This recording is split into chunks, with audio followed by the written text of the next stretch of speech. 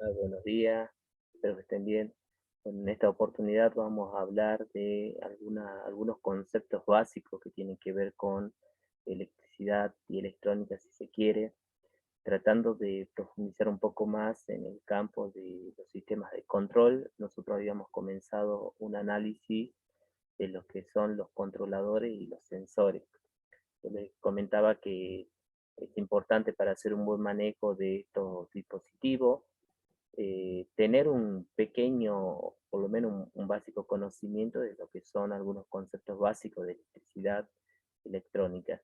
Entonces en esta clase se va a tratar de entender por lo menos cuáles son las magnitudes fundamentales de la electricidad. ¿Sí? La electricidad tiene tres magnitudes que tenemos que conocer para poder darle un mejor manejo a estos componentes electrónicos que se han presentado en clase anterior. Entonces, para comenzar, me parece indicado eh, comenzar, digamos, con esta analogía.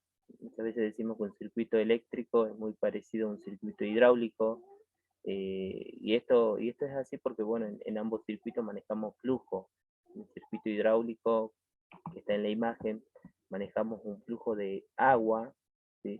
Y en el circuito eléctrico que está en la imagen también manejamos un flujo que es de energía, ¿sí? Entonces ambos circuitos se comportan de igual forma.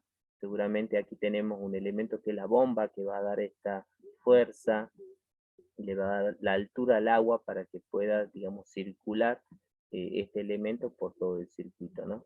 Aquí en el circuito eléctrico tenemos otro elemento que hace también eh, como generador, que es la batería. ¿Sí? Esta batería le va a dar la fuerza necesaria a los electrones para viajar a lo largo de todo este circuito. ¿Sí?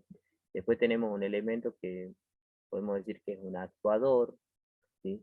Este actuador va a funcionar o va a empezar a andar cuando el flujo, en este caso de agua o de energía, empieza a circular por el circuito. ¿Sí? También podemos notar la presencia de otro elemento importante que en este caso, bueno, es un elemento de control que puede ser el grifo en el caso del agua y en el caso del circuito eléctrico un interruptor. Entonces, eh, fíjense con esta pequeña imagen cómo podemos encontrar puntos en común, ¿no?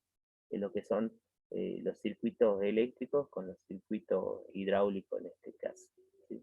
Muchas veces estos circuitos hidráulicos o esta analogía entre los circuitos eléctricos e hidráulicos nos permiten quizás entender mejor qué es lo que está pasando con los circuitos eléctricos. Ahora vamos a tratar de entender cuáles son estas magnitudes importantes que tenemos que conocer, ¿no? Vamos a comenzar con la primera, que es la carga eléctrica. Que la carga eléctrica podemos decir que es la cantidad de electricidad que tiene un cuerpo, ¿sí? Hay diferentes experimentos que nos han permitido conocer cuáles son las medidas de la carga eléctrica en electrón, ¿sí? Se mide en Columbus, pero ahora no, quizás no es tan necesario para nuestro análisis trabajar con esta magnitud eléctrica o con esta unidad, pero sí con la intensidad, ¿sí? La intensidad es muy importante que conozcamos eh, esta magnitud eléctrica, cómo funciona y cómo la vamos a utilizar en los circuitos como los controladores, los sensores. La intensidad tiene que ver con la cantidad de carga eléctrica o de electrones que circulan a través de un conductor. ¿Sí? En la imagen que está en el fondo podemos ver cómo en la presencia de dos circuitos, el circuito A y el circuito B, tenemos mayor carga o menor carga. ¿Sí? Esto tiene que ver mucho con, bueno, la fuerza o la potencia, la capacidad que tiene una batería, una fuente de alimentación, de alimentar nuestro circuito. Por ejemplo, en el controlador, nosotros tenemos que tener en cuenta que, bueno, nuestro controlador también puede entregar energía, había unos contactos unos pines que podían entregar o suministrar energía a los elementos que conectemos a nuestra placa, pero bueno, por ahí era interesante no sobrecargar esos pines, ¿no? Es decir, no ponerle muchos componentes porque, bueno, nuestra placa tiene una capacidad de intensidad, de entregar una capacidad de corriente eléctrica, y si nosotros superamos eso, capaz que sobreexigimos la placa y la terminamos dañando. Y entonces la intensidad es magnitud que nos parece muy interesante conocerla para poder tener los recaudos necesarios y no dañar nuestra plaquita, ¿sí?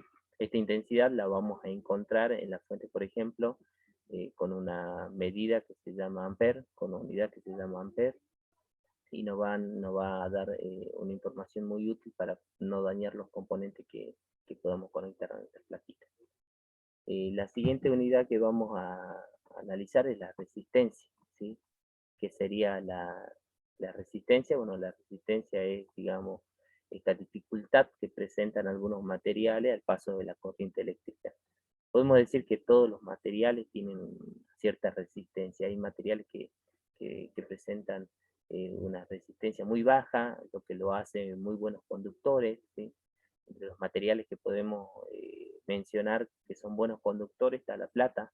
La plata es un muy buen conductor, pero al ser tan elevado su costo, ¿sí? No se la utiliza en cable. Además hay otras propiedades que, por ejemplo, el cobre, que es el segundo material que aparece en nuestra tabla como mejor conductor, eh, digamos, hay otras propiedades que hacen que el cobre sea el más utilizado, por ejemplo, para la fabricación de cables, ¿sí?